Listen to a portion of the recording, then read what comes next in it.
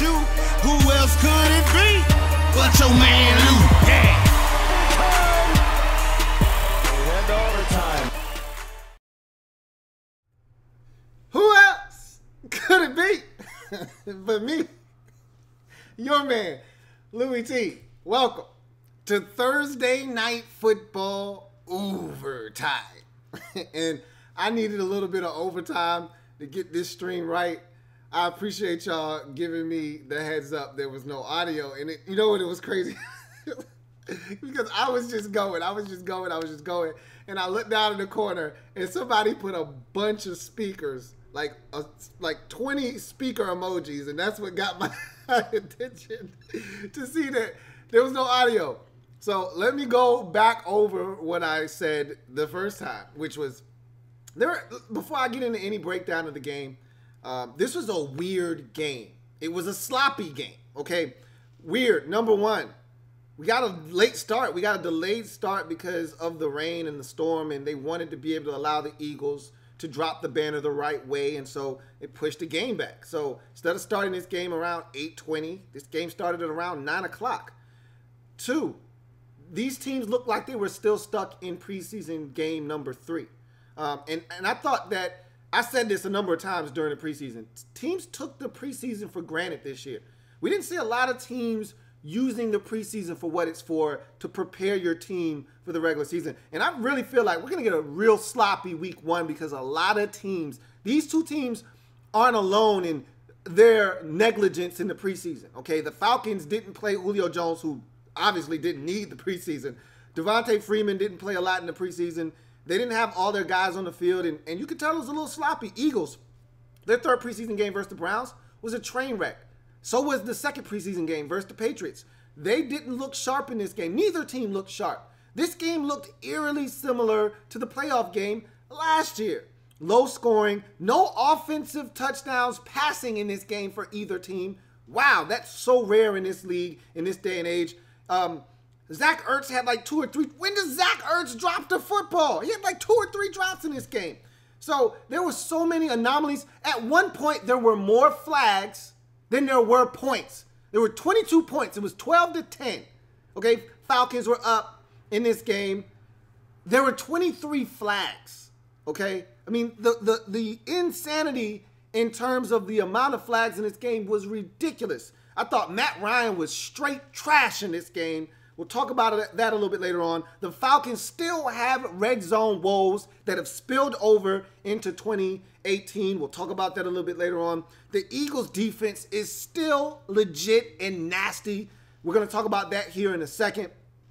They made a bunch of mistakes, and they still found a way to win. I thought that the Eagles were extremely sloppy in this game. I thought Nicholas Foles did just enough. He wasn't good in this game. But I thought the offensive line, they were the heroes of this game. I thought they wore on that light Atlanta Falcons front, and they were the difference. I thought late in this game, they started to pound the rock. Jay Ajayi came alive in late third quarter into the fourth and really dominated. And he was the difference in the game. He had both of the Eagles' 2 touchdowns in this football game and their 2-point conversion. So he was the source of points in this game for the Philadelphia Eagles. And it took another trick play, and they had a couple of them in this game.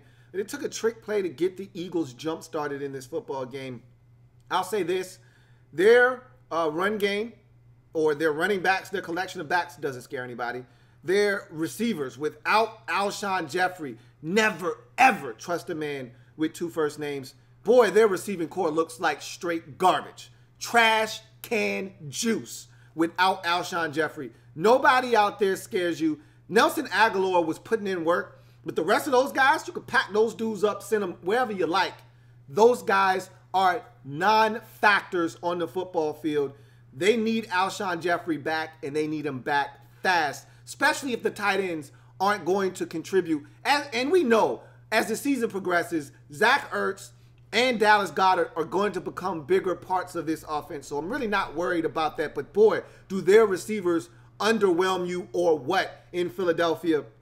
But again, if the Eagles, and I didn't pick the Eagles to win this game, and I said when I picked the Falcons, I said I didn't learn my lesson from last year. I probably should have. because the Eagles are probably going to win this game because you can't trust the Atlanta Falcons to win games like this. They're not built to win games like this against teams like that. I thought Matt Ryan was horrendous. We're going to talk about his stinking ass day in a little bit. But if the Eagles are going to win games like this, sloppy, tough, low scoring affairs, and when they get Carson Wentz back, that's another thing. If they're going to win games with no Alshon Jeffrey, no Carson Wentz, low scoring affair, if they're going to win games like this with turnovers and mistakes, they had 2 turnovers in this game, they're going to go 12-4, 13-3. They were supposed to lose this game, just like they were supposed to lose in the playoffs last year. If they're going to win games like this, go ahead and write down 12-4, 13-3. Right now. Right now, write this shit down. Because this is what champs do right here. This kind of win, this is what champions do. That's why the Falcons won't be a Super Bowl champion, because they can't win games like this. This game was here for the taking. And Matt Ryan was horrible. The offensive line gave up too many pressures. Julio Jones had to do it by himself. Where the hell was the rest of the supporting cast? You got nothing out of the tight ends. You got nothing out of anybody. Mohamed Sanu gave you a little something, but we didn't get enough Mohamed Sanu. Check, check, 1, 2, 1, 2. Guess who? Mohamed Sanu. Where the hell was Calvin Ridley at? Got to get other guys involved. This was the Julio Jones show. Starring Julio Jones, featuring Julio Jones, co-starring Julio Jones. Well, if that's going to be the case, just like last year when you had red zone woes, you're going to struggle again in the red zone, because guess what teams know when you get down into the red zone? Guess. I'm going to give you one guess. Stop number 11, man. Stop double ace. And you got them. You got them. Because they can't get in the end zone. So, big win for the Eagles, man. I thought this game was poorly officiated. I want to start there, and then we're going to talk about the Eagles and how they were able to get this win. I thought there were so many calls that went against the Falcons in this game that helped propel the Eagles to this victory. The call, let's start with the first one. How's that not pass interference on the first drive of the game when the Eagles defender runs over the tight end, Austin Hooper? How is that not PI? I don't, but yet you call illegal contact late in the game with the game on the line? I'm lost. Help me, fellas. Help me. How is one a penalty and the other not? The non-call in the end zone was more egregious than the penalty late in the game on Hicks. That's garbage. The Julio Jones non-catch, that's a catch. What are you looking at? That is a catch. You got to be kidding me. The roughing the passer penalty in the end. Are you stupid? Are you serious? Chris Long did the same thing in the fourth quarter to Matt Ryan. And you know what he did as soon as he did it? He looked back at the official like, are you going to throw the flag? No, they didn't throw the flag. Are you kidding me? So you can't hit a guy now? It's bad enough there's a strike zone. You can't hit a quarterback now? I mean, the amount of calls. There were 2 calls on True Font that I thought were trash. Trash can. Just garbage calls. And I'm like, are you serious? Are you serious right now? I thought this game was poorly officiated. That being said, the Eagles made plays and the Falcons didn't. And that's what it all boils down to. We can sit here and talk about calls that went against the Falcons all day long until our face turns blue. Did you make enough plays to win? Did you make enough plays to win? The answer is no. You didn't.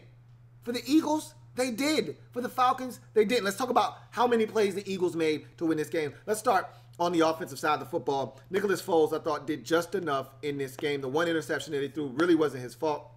Great play by DeMonte Casey, who, if you ask me, might have been the best player on the field tonight, not named Julio Jones. Okay, and he was in only because of the injury to Keanu Neal, and we saw a bunch of exhaustion from the players on both sides of the field, but mainly the Atlanta Falcons. You could tell that those guys weren't in shape for this kind of humidity, this kind of heat. You know, the rain brings a little bit more humidity. They weren't ready for that kind of those kinds of conditions. You saw Deion Jones go down with cramps, return to the game. You saw Marcus Trufant have to go get an IV, come back into the game with cramps. You saw Vic Beasley leave the game with cramps, come back in the game. You saw Deion Jones or Keanu O'Neal leave the game. His injury, though, that was not cramp related, and it did not look good. And we're hoping that it's not as worse, it's not as bad as it appeared to be, because it looked like a season-ending injury. It really did. And then you had Tack McKinley go down late in the game. Hopefully his injury isn't serious, but the Eagles were more in condition than the Falcons were in this game, and it showed late because they wore that Falcons defense down, and the time of possession table turned in the second half because the Falcons dominated that entire first quarter and really the first half in terms of time of possession, and the Eagles dominated time of possession in the second half and really grinded that Falcons defense into oblivion, ran the football on them when they had to, and they made the plays down the stretch. Like I said, Foles wasn't great in this game. Didn't get a lot of help from guys like Ertz dropping the football, but he made the plays when they had to be made in this game. They pulled another Philly special type of play in this game, and that really got the Eagles' offense jump-started. I talked about how Jason Peters coming back wasn't going to make that big of a difference. I'm still skeptical, but he was outstanding tonight. And I watched him very closely because I wanted to see what he was going to look like. Thought he looked a little slow at times, but there was really little to no pressure off of that left side. But then again, the Falcons don't have anybody that really scares you up front. And that's another thing when we get to the Falcons. They got no pressure on Nicholas Foles for the most part tonight. And credit that Eagles offensive line. Something that I noticed too, that Jason Kelce injury that he sustained versus the Browns in the third preseason game, I think that's something that's going to linger. He left the game right before halftime limping.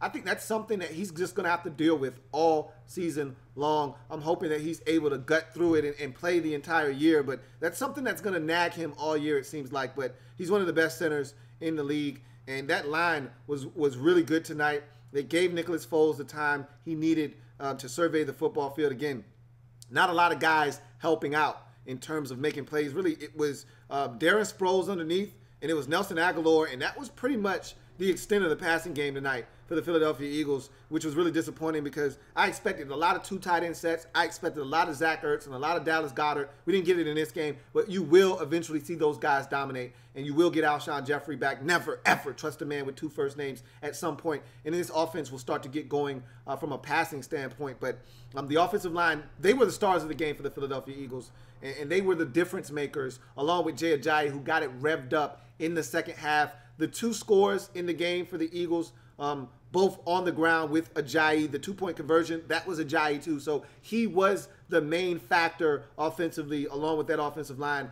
for the Eagles on the offensive side of the football. You look at the defense, they were outstanding. I thought I was so impressed with the corners. Really, I know Julio! I know Julio ate him up for 10 and $160 and some change. But give some credit to Darby. I thought he made some really good plays. I thought the corner play overall in tonight's game was outstanding. Granted, there weren't a lot of receivers in this game on both sides. And Matt Ryan was funky, and we'll get to that. But I thought that Darby was outstanding. You know, when he got opportunities, he made plays. They take him out for a snap. They bring in a guy that I've told you all along I really like, Rasul Douglas. What does he do? He picks off a pass. Okay, all he does is pick off a pass on third down. That's it. So I thought that the corners played well, and they made plays when opportunities presented themselves, and when they needed those guys to step up the most late in the ball game, down the stretch like they did last year in the playoffs, they stepped up and kept the Falcons out of the end zone. And so you got to take your hat off to that Falcons defense, or excuse me, the Eagles defense. The linebackers look good. Even the young guy out of Wisconsin who was getting a start because of Nigel Bradham's suspension, he looked good too. So the Eagles got some depth there at linebacker now, and you're going to need it because you can never count on Jordan Hicks to stay healthy. So it's good to see some other guys be able to contribute. And then the defensive line is the defensive line. Haloti Ngata look good, and if you're going to continue to rotate these guys in and out and keep them fresh, they're going to have a beast defensive line. We already knew that coming into the season. They did not disappoint in this game. Chris Long with a sack, forced fumble. He got pressure consistently tonight. So did Fletcher Cox, who was all over the field, had a great stop early in the game on the first possession on a goal line stand. Grugier Hill, a guy that you got from the Patriots 2 years ago after they cut him loose. He played exceptionally well. So a lot of athletes on this defense. And I thought Derek Barnett, I was cussing him out because he lined up offsides twice. And I'm like, bruh, you are literally looking down the line. How can you not see that you're offsides? That second one could have cost the team dearly because it gave them a first down on a third down in which they got a sack and was going to push the Falcons out of field goal range. Bruh, you need to wash your face and get your mind right. Can't be making them kind of mistakes. Tripping. But they were able to overcome those types of mistakes. They were able to overcome a special teams blunder. Everybody's away from the ball, and you got to be the lone idiot still blocking. There's 19 Falcons. You the only Eagle, and you kick the damn ball. Where's the psychological sense in that, player? Get away from the damn ball. So the Eagles were making mistakes, but good teams overcome them. You don't allow mistakes to be an excuse and a crutch for a loss. You overcome them and get the dub. That's what they did. And that's why they're going to be 12-4, 13-3 this year. Because this was a sloppy game that they were supposed to lose. But when you're a good team, when you're a Super Bowl champion type of team, you find a way to win this type of game. On the flip side of it, you've got the Atlanta Falcons. I want to start with Matt Ryan because I thought he was awful in this game. It started on the first possession where he was actually sharp, probably his sharpest of the night. That first possession, he came out slinging the rock, and I'm like, okay, Matt Ryan looking like Matty Ice. I might have to take my damn ice back and go back to Matt Ryan because on that third down, and I thought Tevin Coleman should have been in the game, they had Freeman in, and Freeman runs an out route. He's open. You got to hit him. That's the difference in this league between winning and losing is you not hitting a wide open receiver on an out route in the end zone for a touchdown. There was a tight little window there. They were playing coverage. Corner was outside. He beat the linebacker who was playing inside. There was a window. He threw it high, incomplete. You run it on fourth down. You get stopped. You get nothing. You should have had 7. You can't miss those types of throws. What about the interception in the third quarter on a third down when you knew the Eagles were coming with all-out pressure? You knew you had one-on-one with Julio outside against Rasul Douglas, who just came off the bench. He's nice and cold. The boy is frosty. He's frosty. He's cold. And you throw a nice loft job to him. What the hell was that? Yeah, Julio was a little responsible because he looked like he should have been running an out cut. Instead, he kind of drifted like a corner route. But that was a moon ball. Damn, that was horrible. And the pass to Eric Saubert on third down. Bruh, what are you doing? You got to hit him in his chest. He had to go upstairs for it, and that allowed the defender, Rodney McLeod, who I thought also had a strong game for the Philadelphia Eagles, to come over and make a play on the football. You've got to put the ball in better positions. The Mohamed Sanu, check, 1-2, 1-2. Guess who? Mohamed Sanu, catch to end the third quarter, which wasn't a catch. That's a bad ball. What are you doing? Like, these sacks you took in this game, piss poor. Like, you look like a rookie tonight, bruh. The sack that was a forced fumble, that one probably was the most frustrating play of the entire night. Luckily, Mr. Matt was on call and was aware of what was going on, and he was able to jump on the ball because that could have been disastrous. So, you had time on that play. Pockets kind of collapsing around you. You realize it. The lineman gets bulled back into you. You take a look around you. There is the biggest rush lane to your right. Bruh, go. Much faster than slow. Go. Don't stand there. Run. Don't look around. Run. Don't pull the ball back, take 2 steps backwards, and take a sack and fumble. Run. This man pulls the ball back, looks around again, takes 2 steps back. Bitch, this is not the Cupid shuffle. Run! Gets lit up in his back, fumbles the damn football. What are you doing? Like I said, Matt Ryan looked horrible tonight. And if he's going to play this way, the Falcons are going to be a mediocre team this season. Now, you're not going to see the Philadelphia Eagles defense every week. Thank God. Because you can't expect him to play this bad and this poorly moving forward. But these are the kinds of games you've got to find a way to win. And if you're going to try to win the Super Bowl, if you're going to try to win your division, which may be the toughest in all of football, these are the type of teams you're going to have to beat. These are the type of defenses you're going to have to overcome. The run game, I thought, was marginal at best. Devontae Freeman had some good runs early. He left the game, did not return. I thought that they tried to do too many creative things in the run game. They motioning guys and then back into the backfield for a toss. How about you just line up and run some inside-outside zone? How about that? How about you stop trying to be cute with tosses and things of that nature and just go north and south? Because this Eagles defense, they're fast and they can flow to the football. How about you just try what works? And that's north and south. And so I thought the run game was marginal at best. The best run of the night was probably the Tevin Coleman touchdown run. And what do you know? Inside zone. Okay?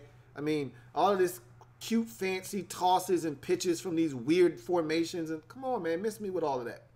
All right? And that's Steve Sarkisian just being cute, man, and trying to do too much. Simplify the game and make sure that you get the football in the hands of your playmakers. How many touches did Calvin Ridley get tonight? I know he got lit up on an underneath throw when Matt Ryan forced it to him. Matt Ryan should have been picked off by Rodney McLeod on a bad ball over the middle of the football field. Like I said, Matt Ryan was horrible tonight. But all in all, you had an opportunity to win the game. You got down in the red zone 3 times tonight, and you came away with 1 touchdown. I think you got into the red zone 4 times. You came away with 1 touchdown. Might have been 3. I know you threw the interception to Julio. You got stopped on 4th down. You got the touchdown run from Tevin Coleman, and late in the game when you weren't able to convert. So I think it was 4. That Julio interception might have been right outside the red zone. Whatever. Still trash. Anyway, you look at the defense. I feel bad for this Falcons defense because they've matured to the point now that even when guys go down, the depth steps up. They had a guy in there burnt in that corner. Who the hell is this guy? It doesn't matter. He stepped in. He was solid. I told you DeMonte Casey might have been the best player on the field, not named Julio Jones tonight, on the Falcons side of things. And he stepped in because of the injury to Keanu Neal. I thought Robert Alford had himself a whale of a ball game. I thought he was outstanding in this game, and I thought he made a play. He should have had a pick, much like Rodney McLeod, who made 2 exceptional plays in this game. One where he should have picked off Matt Ryan, the other on the play where he stripped Eric Saubert of the football on a play that would have been a first down. Alford had a pick a play where he should have had a pick. That was beautiful coverage on his part because he was supposed to be out of the picture. All right, his man was supposed to run him out of the play, and that over route was supposed to be wide open. And he stopped, turns, and pivots, comes back to the ball, should have picked it off. Beautiful play by Alford. And an even better play, 50 yards down the field, running step for step with Mike Wallace. And he's able to turn, locate. This is why the young fellas need to pay attention. You see this veteran running, turns, and locates ball, knocks it away. He doesn't turn around as PI. Because Mike Wallace is going to stop, put the brakes on, and try to come back. He's going to crash into him. They're going to throw the flag. You just gave him 50 yards. Instead, he's a wily vet. Turns around, locates ball, knocks it away. That's how you do it. Textbook. The Falcons defense did enough to win this football game. I feel bad for them. I really do. Because they got tired. The offense didn't do them any favors in the second half. They kept going 3 and out. They couldn't sustain offense. They kept putting the defense back on the field. They got tired. They got worn down. And that's when you saw the Eagles start to be able to run the football with a lot of success. And so they were able to really give the Falcons chances. The turnover that they forced that allowed the hit by Casey on, I want to say it was Dallas Goedert. It might have been Zach Ertz. Either way, the hit on the tight end that popped the ball loose up into the air, picked off by Deion Jones. Bruh. They did everything they could. Special teams even gave you a gift. You gave it right back. So, look, man. That's a rough one. It really is. But I can tell you this. The defense played well enough to win. The offense didn't. Most weeks, if your defense plays this way, you're going to win games. You're not going to play the Eagles every week. So take solace in knowing you went into the house of potentially the best team in the NFC, and you almost came away with a win. But we don't do moral victories. We don't do that here. But the defense is good. Again, and let's hope that Keanu Neal's injury isn't serious. Let's get to some comments, though, man. Let's get to some comments. All right, going all the way back up to the top. And JK Man says, by the time you read this, you realized there was no sound. Sorry, I had to send you this to repeat it. Hey, man, I was so disgusted with myself when I realized there was no audio. I was so disgusted with myself. BE says, when the Falcons decided to go for it on 4th down, I said, that's going to cost them the game. It didn't cost them the game, and I knew what they were trying to do. They were trying to set a tone. They were trying to send a message early. And it backfired, but they still could have won the game. Even with that, they still could have won the game. They had opportunities. That wasn't the end-all, be-all. And, you know, what you want to do in that situation is you want to get a stop, force them to punt the football, get good field position. And I believe they did that. So, bottom line is, they didn't make enough plays. Rebe, what's up, girl? She says, woo, you know, I needed my fix, Lou. I was dying over here. I know you were down there going through it during the game as well. This was a nail biter, one that I knew was going to be a close game. I thought the Falcons would find a way to win. My boy, I think it was my boy Cloud that said, we own the Falcons. He told me this when we were doing the divisional breakdowns, and I said that I thought that the Falcons were going to win if Nicholas Foles started, and I believe it was him. It was either him or my man Ricky L, one of the two that are Eagles fans. Either way, he said, we own the Falcons. He was right, you know. And so they found a way to win this game. It was close, but they found a way to pull it out. Darth Vader says, you was going in way too hard. I was, man. I was really, really going in, had my whole spiel going, and like I said, I saw out of the corner of my eye all of the speakers, and I was like, whoa. Atlas says, so what this game told me is that Julio is going to be 75% of the Falcons' offense. They targeted him like 30 times in this game, I swear. Yeah, it felt like it. And that's always been a problem. That's why they drafted Calvin Ridley. And again, it's week 1. I expect them to get Calvin Ridley more involved. I expect them to get Mohamed Sanu more involved. I expect them to get the tight ends more involved. I expect them to throw the running backs the football more out of the backfield. I expect them to be a little bit more diverse as the season progresses. Again, take nothing away from the Eagles' defense. The Eagles defensively are really good. And so that's going to stunt some of the growth of your offense because they're just good on that side of the football. But that being said, the lack of targets for the other guys, it's a problem for me because you don't think the other team knows that Julio Jones is the best player that the Falcons have and that they're going to try to get him the football? And in my mind, I'm going into a game and I'm saying, look, anybody but Julio can beat me. Julio can get his as long as he don't get in the end zone. Okay? We saw that last year. Julio had over 1,400 yards receiving, only 3 touchdowns. First player in NFL history to have over 1,400 yards receiving and less than 4 touchdowns receiving. So teams are like, yo, Julio can get all he wants from 20 to 20. We get in the red zone, we doubling his ass. And that's what the Eagles did. Taking his ass out of the equation. Find somebody else to score with. Falcons haven't been able to do that. FBG Tony says, great game plan by Philadelphia. Stop everyone around Julio. Make him beat you by himself, something he wasn't going to be able to do. And that's essentially what they did. They said, look, Julio can get his from 20 to 20, but when he get in the red zone, somebody else has got to beat us. Falcons don't have that answer right now. And so that's something they've had all offseason to figure out, and it looked exactly the same as last year.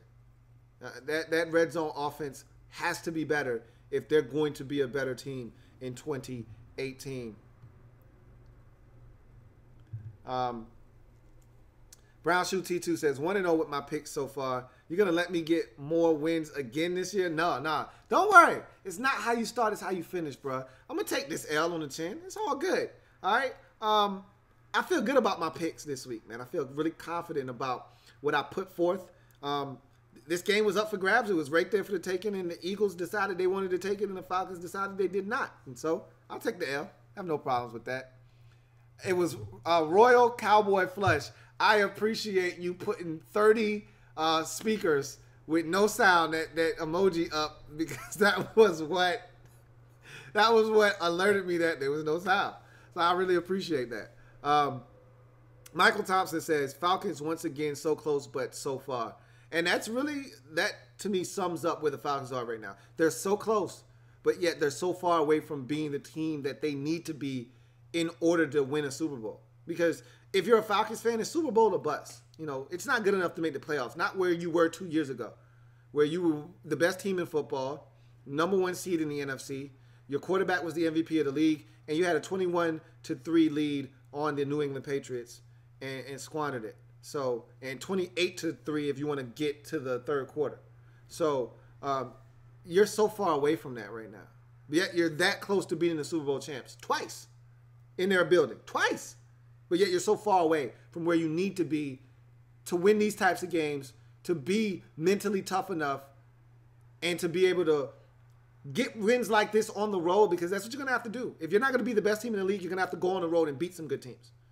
And right now, I can't see you beating Minnesota on the road. I can't see you beating New Orleans on the road. I can't see you beating Philadelphia on the road. I can't see you beating these upper echelon teams on the road right now. You're not mentally tough enough. Cloud says, not to toot my own horn, but I told you so. No, toot your horn, bruh. Toot it. Because, like I said, when I'm wrong, I will tell you I'm wrong. I'll be the first to tell you I was wrong. But when I'm right, God damn it, you're going to know I was right. So I'm not mad at you, bruh. I'm not mad at all. Ed says, there were a lot of penalties tonight. Damn, I thought it was Flag Day. Yeah, it was ridiculous. And I talked about some of those calls that were egregious. There were a lot of bad calls, man. I mean, that roughing the passer penalty in the end zone, the Falcons were going to get great field position. Are you kidding me? You can't throw that flag. It's a great hit by Grady Jarrett there. That can't be a flag. Those pass interference penalties on Trufant, are you serious? But then you don't call the penalty in the end zone on Nate Gary when he runs over Austin Hooper? Wait, what are we doing here? Is this the Twilight Zone? Like, it's the officials were ridiculous. Reby says, Ertz was so off tonight. Deja vu game till the end. It just felt like last year's game, I swear. I mean, Ertz, when does Ertz ever drop the foot? They said he didn't have a drop since 2016. I knew I wasn't going crazy. Like, this is so unlike Zach Ertz right now. I don't know what I'm looking at. And you still won. Cloud says, I told you history matters sometimes. The Falcons don't win against us in Philly, not even in Atlanta. It was you, Cloud. I thought it was you. It was you. You were right. You told me this during the divisional breakdown, that the Falcons just don't know how to beat you. Home, away, it doesn't matter. You own them. You proved it again tonight. RG3 hashtag says, Julio was robbed for that 52-yarder. Yeah, that was, again, trash. Officials were trash tonight. That was definitely a catch. He was robbed.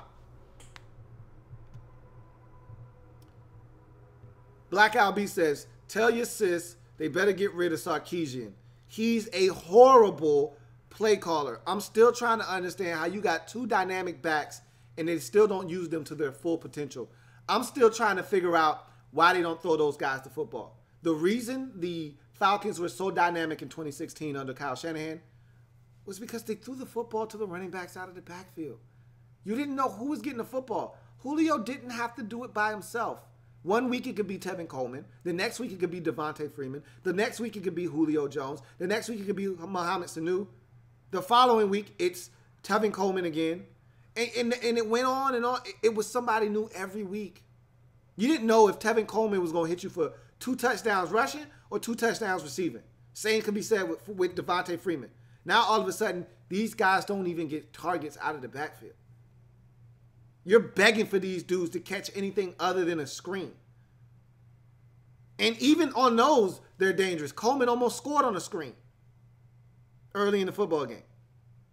You just wonder why it is they don't understand that these backs need touches out of the backfield as receivers too. You would think that they had all offseason to figure that out. I guess he still hasn't gotten that yet.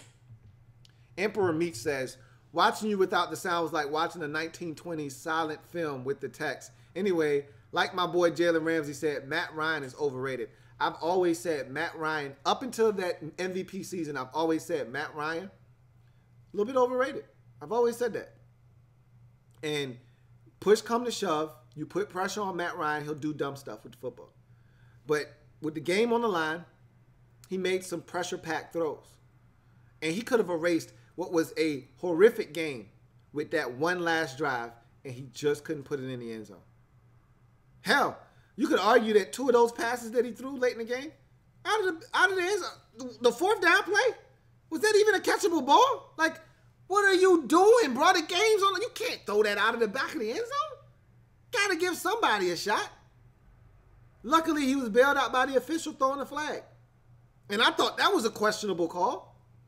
Hell, like I said earlier, the Nate Gary run over of Austin Hooper was way more of a penalty than that illegal contact was on Jordan Hicks. So like I said, the officials, they were bad. J. Camman says, horrible game, but great ending. It was strange. Ray Guy probably loved this game. Speaking of Ray Guy, thank you, J. Camman. The Eagles' new punter, what is his name? Johnson?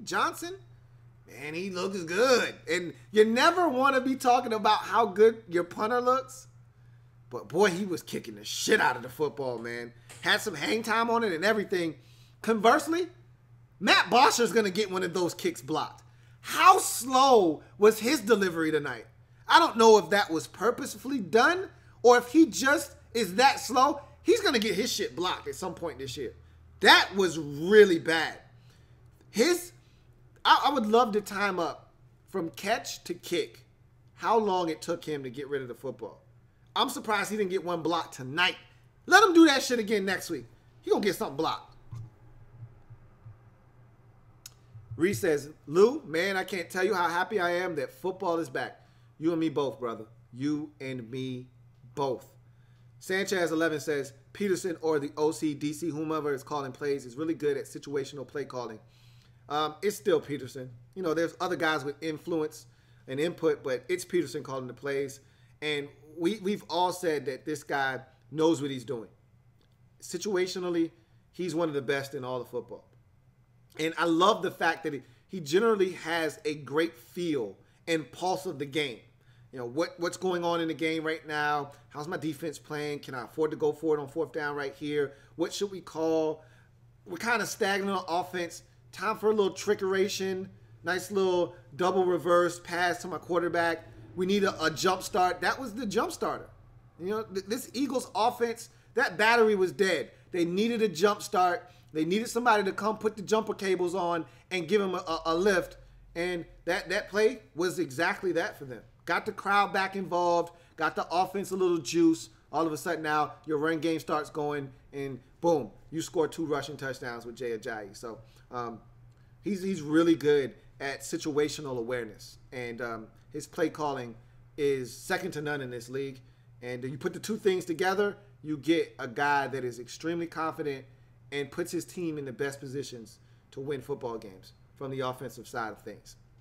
Cloud says, our D is going to be top 2 potentially. Darby played well, but our secondary is still having a few setbacks. Yeah, I'm not a Jalen Mills fan. Probably never will be. But I thought McLeod looked good. Made some plays, should have had a pick. I thought Darby was outstanding in this game. Hey, the one snap that Rasul Douglas came in, all he does is catch interceptions. I mean, Rasul Douglas is an interception machine. He came in, made a play for you. You know Jenkins is going to be Mr. Consistent. So your secondary is going to be fine. I thought that there were a few lapses there with Julio running wide open in the secondary. He put the double move on Mills. He fell for it. He bit down on it like he normally does. you see Jones is working his way back. He'll be fine. And he's young, so he's going to make some mistakes. But I think your secondary is better. JK Man says, your reaction to realizing there was no sound was priceless, by the way. Yeah. Just think of it like this. Just imagine it took you 30 minutes and you had to catch the train to get to your destination to make a purchase. You get there and you realize you don't have your wallet. That's what getting a stream ready, preparing, getting on live and talking for 15 minutes and then realizing there was no sound the whole time is like. You got all your clothes in the basket. You're ready to check out. You start patting your pockets down. You realize, shit, I don't have my wallet. That's what no sound is like. Hawk says, I think Sanu was open on that last play. He might have been. And when you start locking in on one guy, that's what happens. Guys get open and you don't even acknowledge the fact that guys are running wide open. And I think Matt Ryan has tunnel vision sometimes, that he's looking for 11. And I get it. But in order for them to be successful, he's going to have to spread the football around. Other guys are going to have to make plays. John Perez says, very sloppy first half, but the second was better. Both teams got a lot of work to do. Plus, that Atlanta O-line is garbage. I wouldn't call the O-line garbage. I would just say that, they played against what might be the most dominant and talented front in all of football. That's what they played against tonight. And at times, they were at a disadvantage. Matt Ryan, though, has to do a better job of getting the hell out of Dodge. Bro, I know you don't like running, and I know that's not your thing, but you got to be able to identify, all right, pockets collapsing. I got to get out of here and give my team a chance on 2nd and 7 or 2nd and 6 and not 2nd and 15 because I took a 5-yard sack, or 2nd and 17 because I decided to throw myself on the ground because somebody was coming. And I rolled out of the pocket. He had a play where he rolled out of the pocket and he slid down on the ground and took a sack.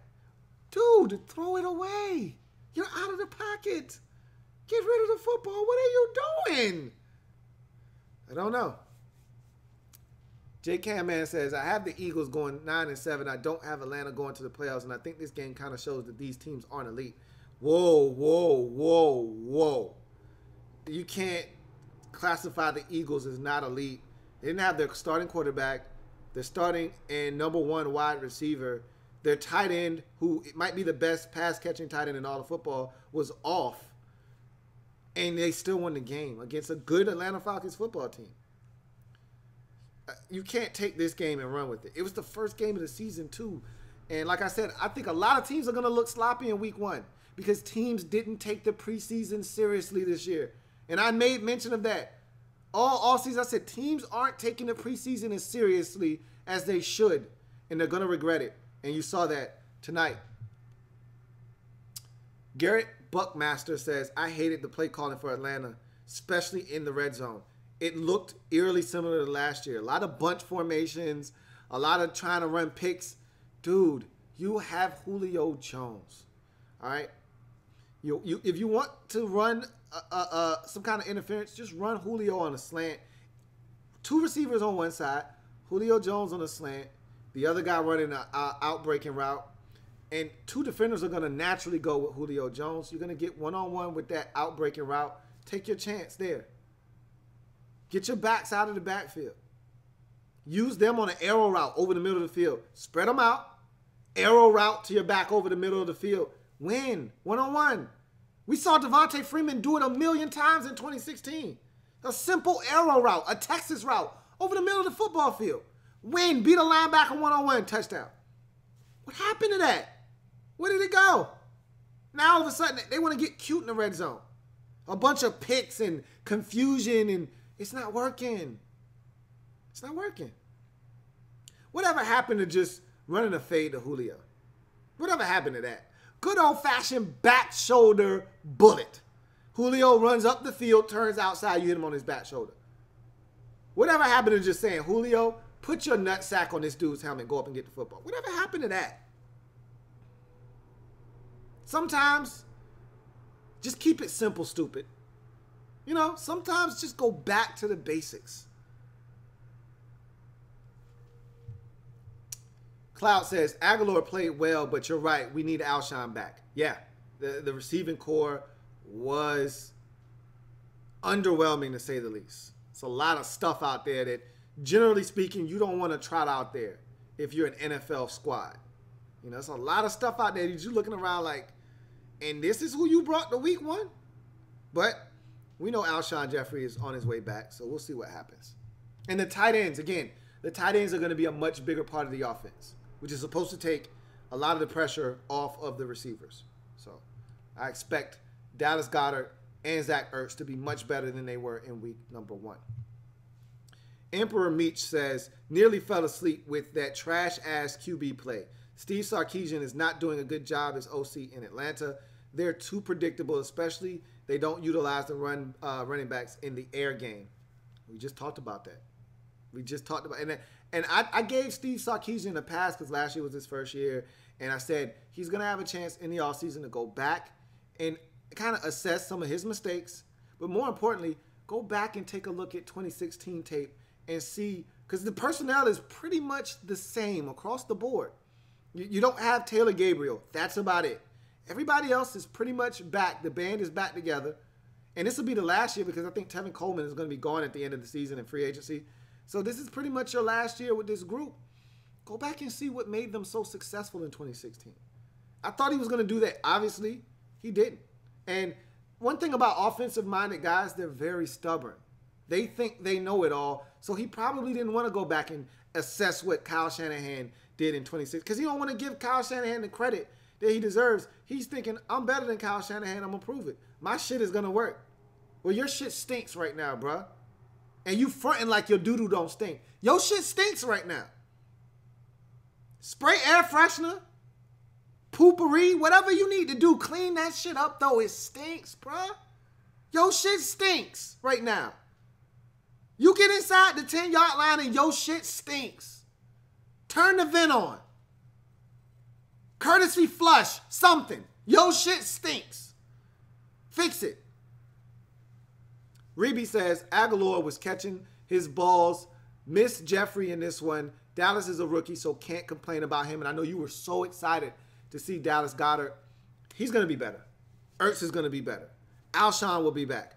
This offense will be better. Carson Wentz will be back. He makes a huge difference. So I'm not worried about the Eagles' offense.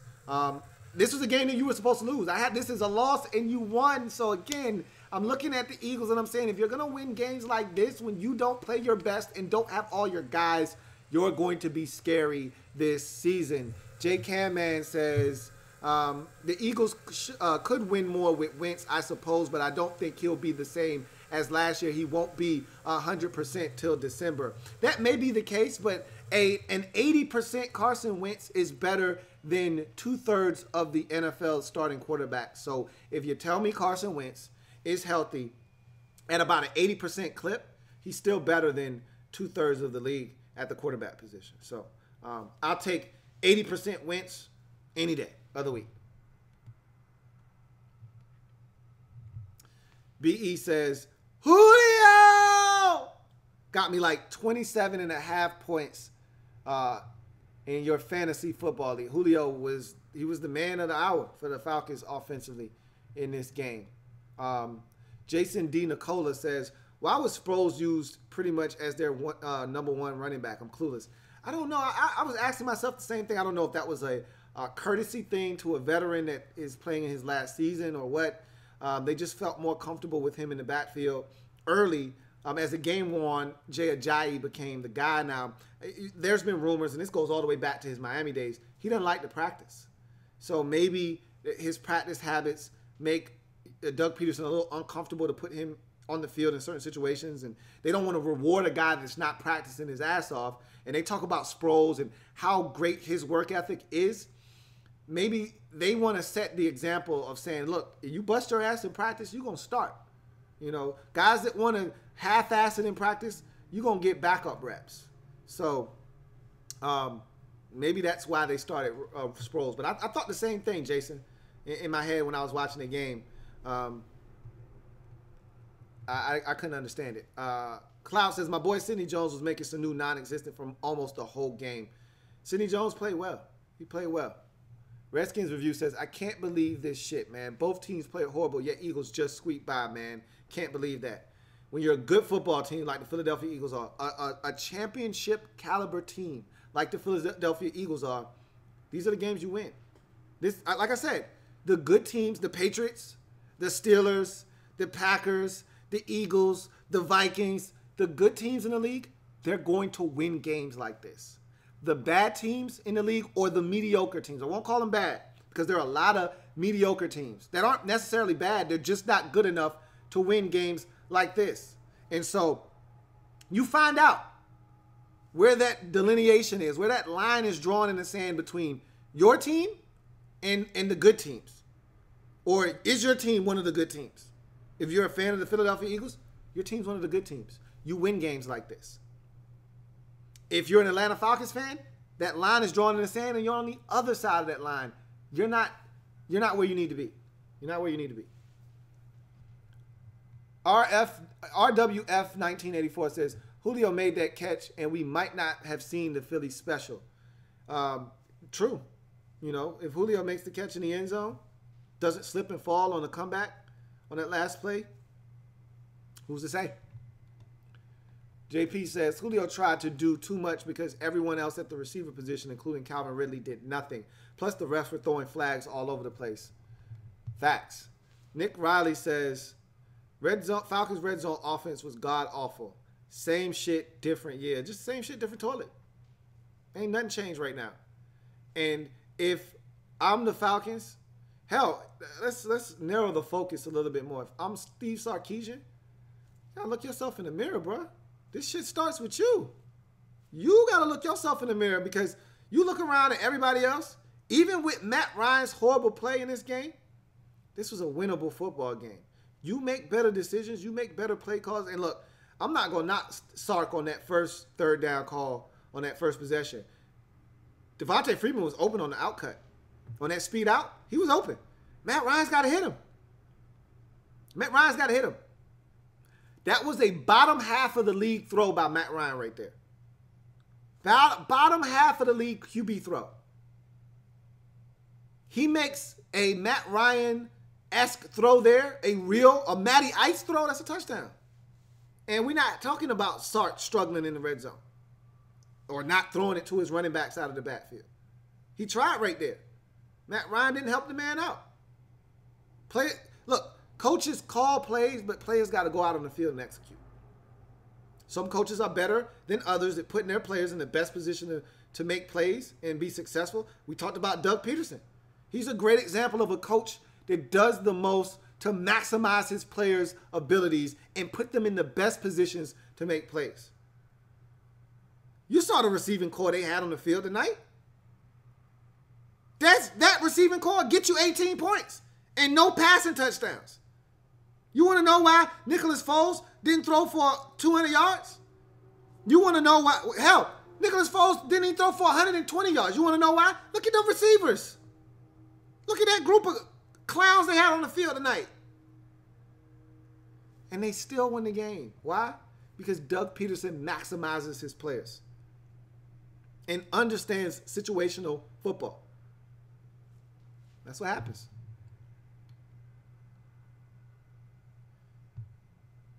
At Skins Tribe says, add me on Twitter, at Skins Tribe. Cool. RWF 1984 says, how did Atlanta get caught for that roughing the passer and not Eagles on that big third down conversion? Hashtag Rodgers rule only for the rich. I don't understand it either. I talked about that. I referenced it earlier.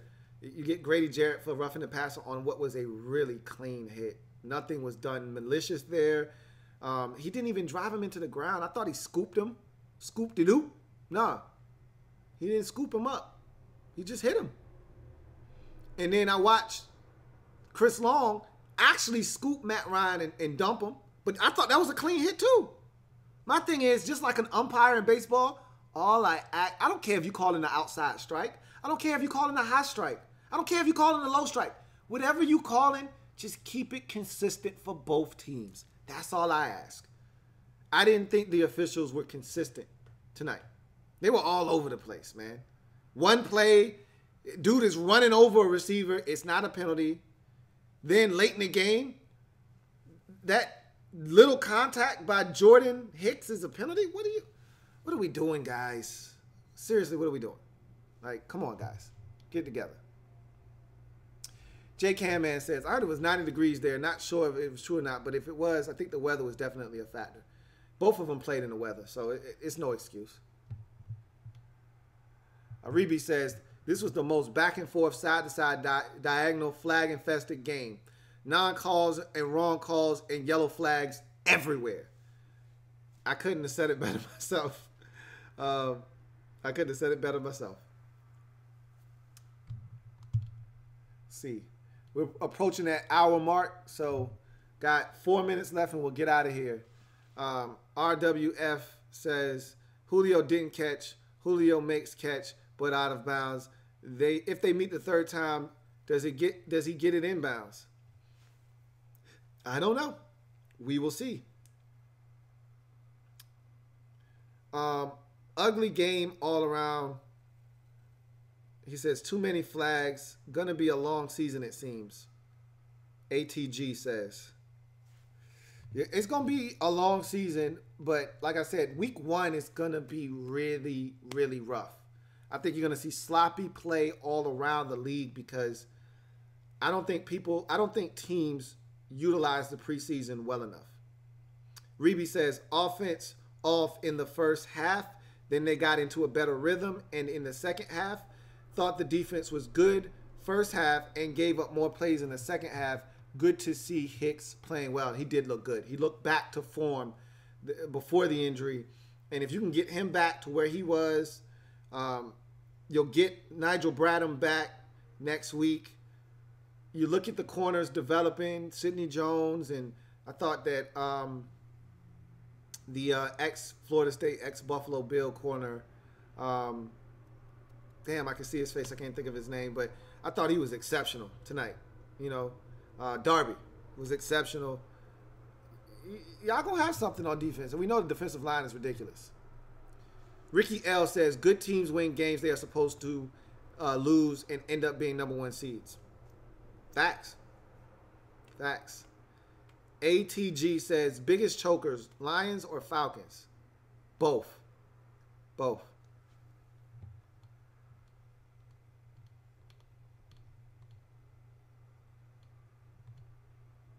Nick Riley says, run, Forrest, run.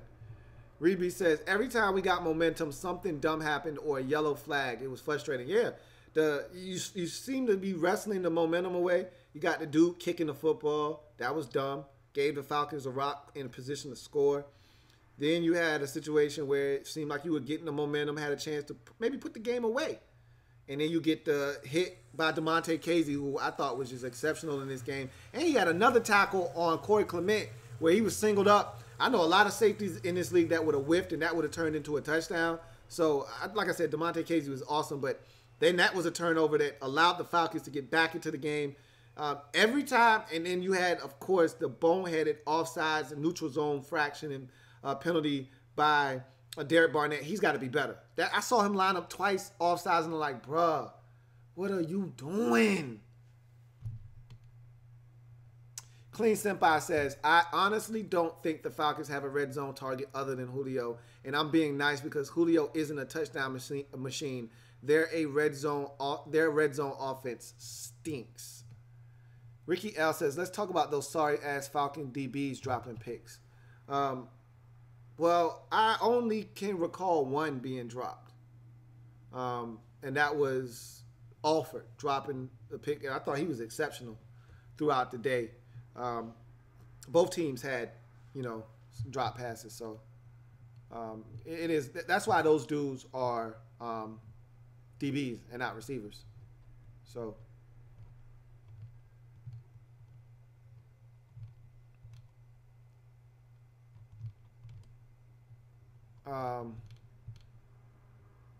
Daddy Smoke Yam says, after all those red zone trips, I'm not sure if the Eagles defense is really good or the Falcons offense is really trash.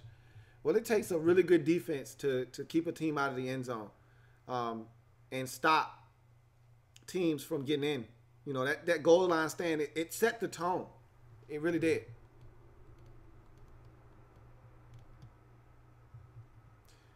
Sammer LD says, that is not what it sounds like. Mike Wallace was showing off their speed, yet Foles kept underthrowing him. He did have a step on Alford on that nice play where he turned, located, and knocked the football away. He had a step. But Nick Foles did underthrow him a little bit there. And eventually he's going to be your Torrey Smith this year. That's the role he's filling for this team. He's a one-trick pony, and he's going to fill that one trick very well. He's going to hit the deep ball. Cloud says, I think Ajayi was not starting due to an injury he sustained before the season started. We'll see. Brent Shaw says, will you live stream Sunday? If you're referencing the Sunday night game, absolutely. Remember, if this is your first time here, I go live after every single primetime game. It is called the Overtime Series. After the game is over, come here for overtime, for bonus coverages. We break every single primetime game down live here on the Louie T Network on the Overtime Series. So, yes, I will be here after the Bears-Packers game on Sunday night. But it's late. They kept us up late due to the delay. And then all the flags kept us here even later. So, and then I was a jackass and had no audio and kept us here even later. But now it's time to go. Thank you guys for joining me on this stream. Eagles get a gritty, gutsy win at home. No Carson Wentz. No Alshon Jeffrey. Never, ever trust a man with two first names. No offensive efficiency in the first half. Yet they 2 turnovers, a bunch of penalties, a bunch of mistakes. Still win the game. 18-12. Falcons dropped to 0-1 on the season. And this is one you'll look back on. If you finish the season 9-7 and just missed the postseason, it's one of those games you'll look back on and say, we needed one more and we should have got it week 1. This is one of those ones that stings. And you had every opportunity to win this game. And you did it. So, that's going to do it for your man, Louie T. Remember, I'm here each and every primetime game after the game has met its conclusion. Join me here for the Overtime Series. Remember, we're changing the game one live feed at a time.